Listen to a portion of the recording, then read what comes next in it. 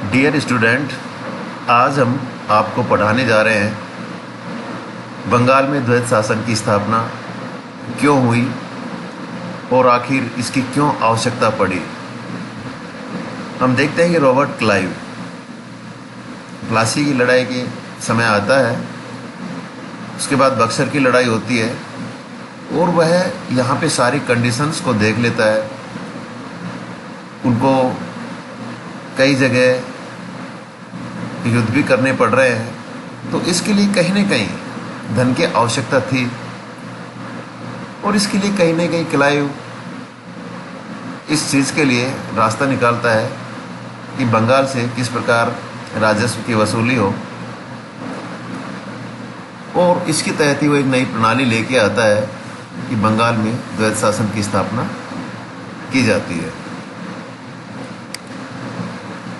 इसकी कंडीशन के रूप में देख सकते हैं कि फरवरी 1765 ईस्वी में जब मीर जाफर की मृत्यु हो जाती है तो उसका पुत्र नजमुद्दौला गद्दी पर बैठता है और अंग्रेज इस शर्त पर ही उसको गद्दी पर बैठाते हैं कि वह निजामत संबंधी कार्य, विदेशी मामले तथा फौजदारी मामले सभी कंपनी के हाथ में सौंप देगा। उसने दीवानी संबंधी मामलों को भी एक डिप्टी सूबेदार के हाथों में सौंप दिया, जो कि कंपनी के द्वारा बहाल किया गया था। इस प्रकार क्लाइव के आगमन तक बंगाल के प्रशासन पर कंपनी का पूर्ण आधिपत्य कायम हो चुका होता है। अगस्त 1765 में देखते हैं कि कंपनी को स्थायी रूप से बंगाल की दीवानी मिल जाती है। इलाहाबाद की संधि होती है और उसके तहत वो स्थायी रूप से उसको बंगाल की दीवानी मिल जाती है और अब कहीं न कहीं कंपनी का कार्यभार बहुत बढ़ जाता है। क्लाइव एक तो चाहता है कि बंगाल के नवाब को क्यों न पद को ही समाप्त कर दिया जाए, परंतु उसने ऐसा नहीं किया और इस काम से बचने के लिए उसने एक नई व्यवस्था लागू की जिसे द्वैत शासन व्यवस्था कहा जाता है। अब ये सवाल उठता है कि बंगाल में द्वैत शासन की क्यों आवश्यकता हुई।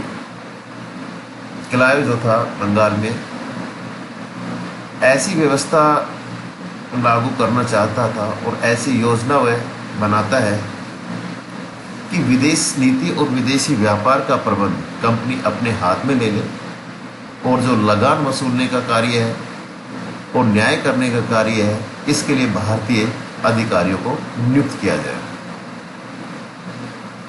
तो इस नीति के द्वारा क्लाइव ने चालाकी से जो दीवानी संबंधी कार्य था उसका जिम्मा कंपनी के नियंत्रण में भारतीय पदाधिकारियों को सौंपा और इसके लिए लगान वसूल करने के लिए वह 2 नायब नाजिम भी नियुक्त करता है। मोहम्मद रजा खान बंगाल में और राजा सीतब राय बिहार के नाजिम बनते हैं और इनके कार्यालय भी देखते हैं कि मुर्शिदाबाद और पटना में खुलते हैं। इनके द्वारा जो वसूल किया गया लगान था उसका 26 लाख रुपए वार्षिक मुगल सम्राट को और 53 लाख रुपए नवाब को मिलना था। अब नवाब के जिम्मे में अब सिर्फ फौजदारी संबंधी काम छोड़े गए थे। इस काम में होने वाले खर्च उसे कंपनी से ही मिलता था। सेना के लिए भी उसे कंपनी पर ही आश्रित रहना पड़ता था। नवाब पर नियंत्रण रखने के लिए मोहम्मद रजा खान को ही दीवान के पद पर नियुक्त किया गया था, जो अंग्रेजों का ही विश्वास पात्र था। तो यहाँ पर देखते हैं दोहरापन यहाँ अंग्रेजों का देखते हैं कि जिम्मेवारी उनके पास है नहीं, लेकिन वसूली उसके पास आ रही है। तो यहाँ पर बंगाल में दोहरी व्यवस्था लागू हुई, कंपनी की और नवाब की। 2 व्यवस्था थी, एक कंपनी की थी और एक नवाब की थी। दीवानी मामले कंपनी के पास थे, फौजदारी संबंधी मामले नवाब के पास थे, लेकिन उसकी भी शक्ति कहीं न कहीं कंपनी के हाथ में थी। सरकार और दत्त इतिहासकारों के अनुसार ये दोहरी प्रथा कंपनी की उत्तरदायित्व नहीं ग्रहण करने की इच्छा का फल था और इस व्यवस्था के अनुसार धन पर कंपनी का पूरा अधिकार हो गया, किंतु प्रजा के प्रति उसका कोई कर्तव्य नहीं रहा। अब दूसरी तरफ नवाब के पास देखते हैं कि उसके पास न तो धन था न ही सेना थी, लेकिन फिर भी प्रजा जो थी उसका उत्तरदायित्व नवाब के पास था। यह व्यवस्था 1772 ईस्वी तक वारेन हेस्टिंग्स के आने तक चलती रही और बाद में इसको समाप्त कर दिया जाता है। तो ये था द्वैत शासन प्रणाली का नवाब और कंपनी के बीच में जो शक्तियों का बंटवारा किया गया था, वही द्वैत शासन कहलाया गया। अब द्वैत शासन के क्या लाभ है यहाँ पे, तो हम देखते हैं कि बंगाल में जो द्वैत शासन लागू की थी वो अंग्रेजों के लिए तो लाभकारी सिद्ध हुई है, क्योंकि इसके द्वारा वास्तविक जो शक्ति थी वो कंपनी के हाथों में चली गई। अंग्रेज अब सच्चे अर्थों में व्यापारी से शासक बन चुके थे, क्योंकि सैनिक श्रेष्ठता भी वो बक्सर की लड़ाई से अपने आप को साबित कर चुके हैं, और अब तो पूरा राजस्व संबंधी दीवानी मामले उनके हाथ में आ चुके हैं और नवाब को मात्र जिम्मेवारी दी गई है, जिनको शक्ति भी नहीं थी। इस व्यवस्था के द्वारा बिना किसी भारतीय शक्ति को नाराज किए कंपनी के हाथों में सारी शक्ति आ जाती है, और इसके चलते ही विदेशी व्यापारिक कंपनियां जो बंगाल में व्यापार करती थी, उनसे भी बिना किसी विशेष कठिनाई के कंपनी को आमदनी होने लगती है, क्योंकि वे कर नवाब को देती थी, कंपनी को नहीं। अब ये बात अलग है कि नवाब नाम मात्र का इस धन का उपयोग करता था, लेकिन वास्तविक उपभोक्ता अंग्रेज कंपनी ही थी। कंपनी के पास इस समय वैसे योग्य पदाधिकारियों का सर्वथा अभाव था जो बंगाल की लगान व्यवस्था संभाल सके। अतः क्लाइव ने भारतीय अधिकारियों की सेवाओं का उपयोग कर अपना हित साधा। इससे कंपनी के खर्चे में भी कमी हुई तथा कंपनी को आर्थिक लाभ भी बहुत अधिक हुए। संक्षेप में हम कह सकते हैं कि इस व्यवस्था के द्वारा क्लाइव ने अंग्रेजी हितों की रक्षा की। तो ये तो था लाभ द्वैत शासन के। अब द्वैत शासन के अगर दोष देखा जाए तो इसमें देखते हैं कि एक तरफ तो कंपनी के लिए ये लोग काफ़ी लाभकारी सिद्ध हुई, लेकिन बंगाल पर और बाद में कंपनी पर भी इसका दुष्प्रभाव हम देखने को मिलता है, क्योंकि 1767 ईस्वी में जब क्लाइव के वापस लौटने के पश्चात इस प्रथा के दोष पूरी तरह से उभर कर सामने आते हैं। क्लाइव था तब तक तो वो दोष काफ़ी कुछ दबे रहे। कंपनी के अधिकारी इस स्थिति पर नियंत्रण नहीं रख सके और उनका जो पूरा एक प्रशासनिक ढांचा था वो लड़खड़ा गया। अब कर्मचारी अपनी मनमानी करते थे और मनमानी करने के कारण जनता पर अत्याचार बढ़ गए। उनके उद्योग धंधे नष्ट हो गए, व्यापार ठप हो गए और जनता को भी असहनीय कष्ट यहाँ भोगना पड़ता है। इसी कंडीशन को देखते हुए कंपनी का कर्मचारी होता है रिचर्ड बेचर।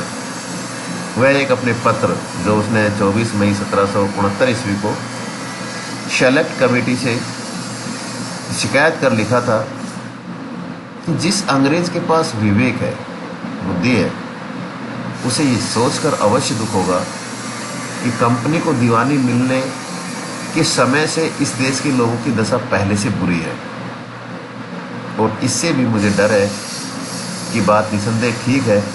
यह जो सुंदर देश था, जो अत्यंत निरंकुश स्वेच्छाचारी शासक के अधीन भी समृद्ध था, अपने विनाश की ओर बढ़ता चला जा रहा है। तो ये था दोष द्वैत शासन प्रणाली का। द्वैत शासन प्रणाली के क्या परिणाम निकले हैं, ये हमें देखना है। इसके तहत सबसे पहले अधिकारों एवं उत्तरदायित्व का पृथक्करण, जैसा हम द्वैत शासन प्रणाली में देख रहे हैं, नवाब और कंपनी के बीच में किस प्रकार अधिकारों और उत्तरदायित्व का पृथक्करण किया गया था। एक तरफ अधिकार है, एक तरफ उत्तरदायित्व है, दोनों मिलकर काम नहीं कर रहे हैं। एक पर दबाव है, एक खुल के खेल रहा है।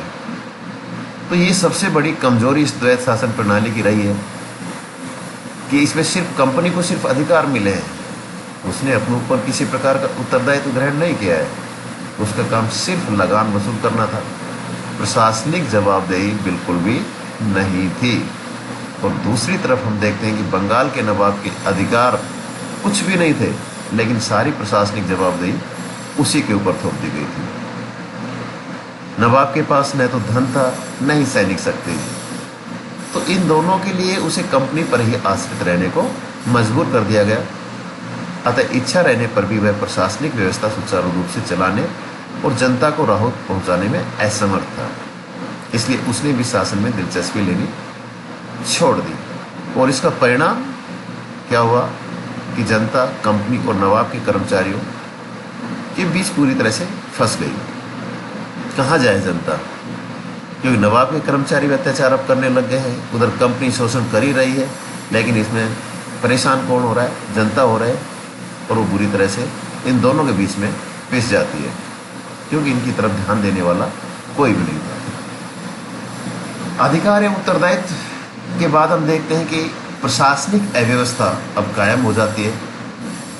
संपूर्ण बंगाल में अराजकता की स्थिति हो जाती है, पूरी तरह कानून व्यवस्था ठप हो जाती है। ग्रामीण क्षेत्रों में डाकू तथा सन्यासी छापामारों के चलते अराजकता व्याप्त हो जाती है। सरकार नाम मात्र के लिए रह गई है। न्याय और पुलिस बिल्कुल भी नहीं बचे हैं। कंपनी एवं नवाब दोनों के कर्मचारी भ्रष्ट और अनुशासनहीन होकर जनता का मनमाना कर वसूल रहे हैं, अत्याचार कर रहे हैं। इस प्रकार भ्रष्टाचार एवं अनुशासनहीनता को बढ़ावा देने में द्वैत शासन का बहुत बड़ा योगदान माना जा सकता है। तो प्रशासनिक अव्यवस्था पूरी तरह से बंगाल में फैल हो जाती है द्वैत शासन प्रणाली के अंतर्गत। पहला हमने देखा था कि कंपनी और नवाब में जो अधिकार और उत्तरदायित्व का पृथक्करण था वो असंगत था। दूसरा हमने देखा था कि बंगाल की प्रशासनिक व्यवस्था चरमरा जाती है। तीसरा हम देखते हैं कि आर्थिक अव्यवस्था बंगाल में देखने को मिल रही है, क्योंकि इस व्यवस्था से कंपनी के भू राजस्व में तो वृद्धि होना ही था। इसमें एग्जाम्पल के द्वारा भी बताया गया है कि बंगाल में दीवानी मिलने से पहले वार्षिक भू राजस्व करीब 80 लाख प्राप्त होता था। वही 8 लाख प्राप्त होता था। वहीं 1766-67 में ये रकम बढ़कर 22 लाख के आसपास हो जाती है। तो निसंदेह ये व्यवस्था कंपनी के आय में तो वृद्धि करती है, लेकिन लगान व्यवस्था थी वो काफ़ी कष्टदायी बन गई थी। अब लगान वसूली का काम पुराने जमींदारों से छीनकर अधिक से अधिक लगान वसूल करने वाले ठेकेदारों को दिया जाने लगा। क्योंकि पहले तो उस समय जब लागू की गई थी तो सिताब राय और उनके हाथों में थी जो दीवान नाजिम थे, लेकिन उसके बाद फिर ये ठेके पर होने लगी। ऐसे व्यक्तियों का एकमात्र उद्देश्य था कि अधिक से अधिक लगान वसूला जाए, लेकिन कृषकों की कठिनाइयों से उनको कोई भी किसी प्रकार की सहानुभूति नहीं थी। उपज बढ़ाने का कोई प्रयास नहीं किया गया, लेकिन प्रत्येक वर्ष लगान की राशि बढ़ती जा रही थी। तो क्या करता किसान? परेशान हो गया और उन्होंने खेती करना छोड़ दिया। अपराध करने लगे, वो भी जंगलों में चले गए, डाकू बन गए। कुछ बचे थे, उन पर लगान वसूल करने वाले कर्मचारी अपना अत्याचार कर रहे थे। लगान इतनी कड़ाई से वसूल होता था कि किसानों ने अपने बच्चों को बेचकर लगान चुकाया। ये तक कंडीशन उस समय हो जाती है। स्वाभाविक रूप से ऐसी परिस्थितियों में किसान की खेती में दिलचस्पी कम हो जाती है।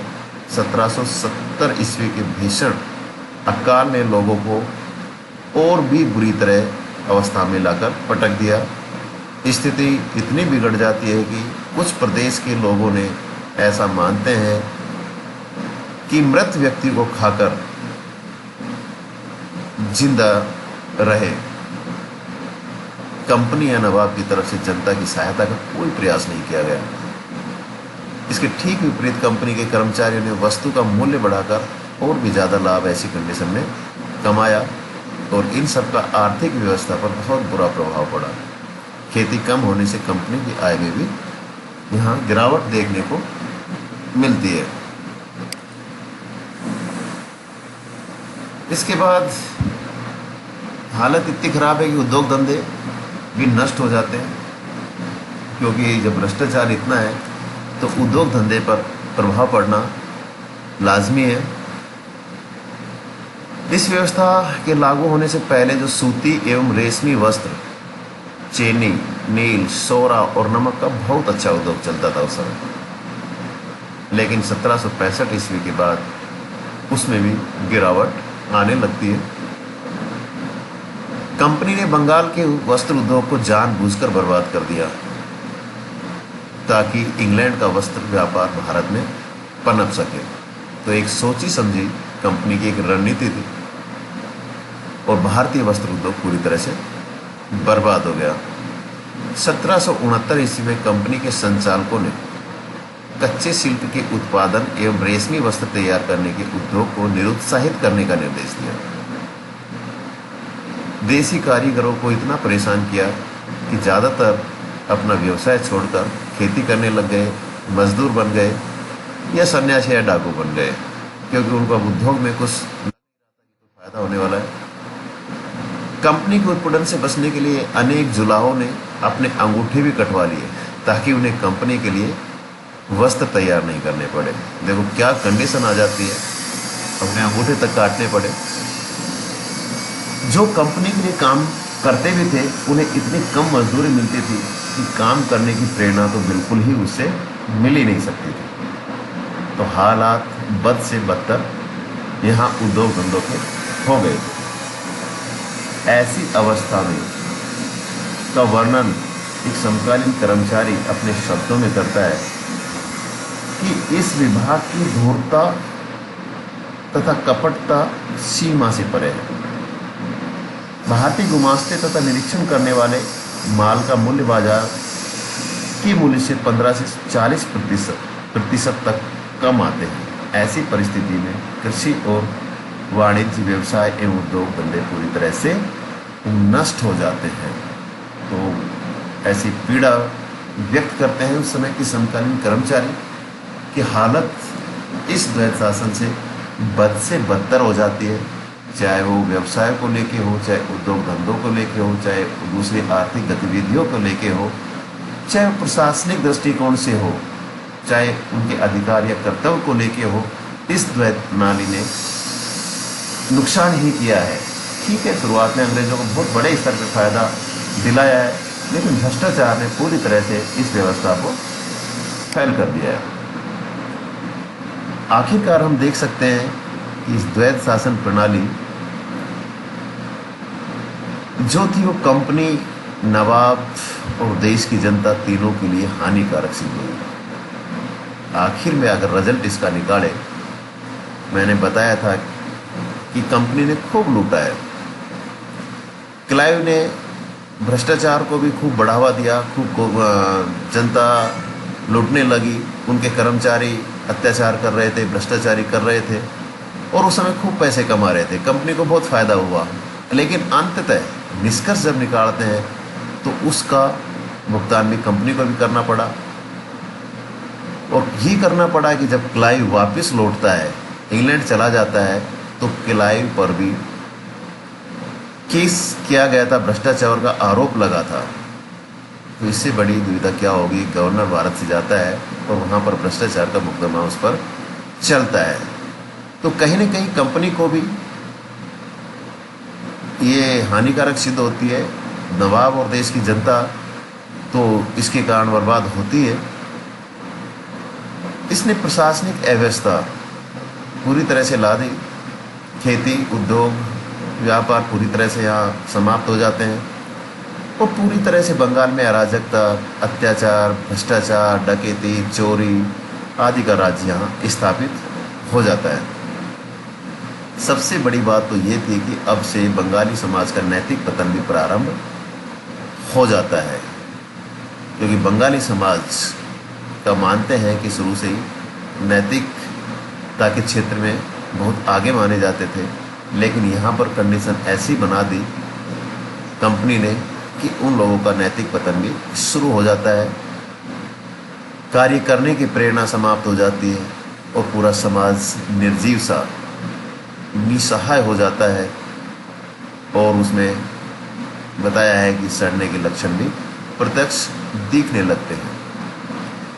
तो ये द्वैत शासन प्रणाली जो शुरू से ही हम देख रहे हैं कि क्लाइव ने एक सोची समझी रणनीति के तहत बंगाल में इसको लेकर आए हैं कि राजस्व की प्राप्ति अधिक से अधिक हो और जिम्मेवारी किसी प्रकार की नहीं हो, क्योंकि उसने विकल्प के तौर पर देखा था कि बंगाल के नवाब को हटाया जाए, लेकिन उस धारणा को उसने लागू नहीं किया और उसकी एवज में वह बंगाल में द्वैत शासन की स्थापना करता है, और जिसमें वह उत्तरदायित्व पूरी तरह से नवाब पर डाल देता है। लेकिन उसके पास न तो धन था, न ही कोई सैनिक शक्ति थी, लेकिन सारी जिम्मेवारी नवाब की आ जाती है।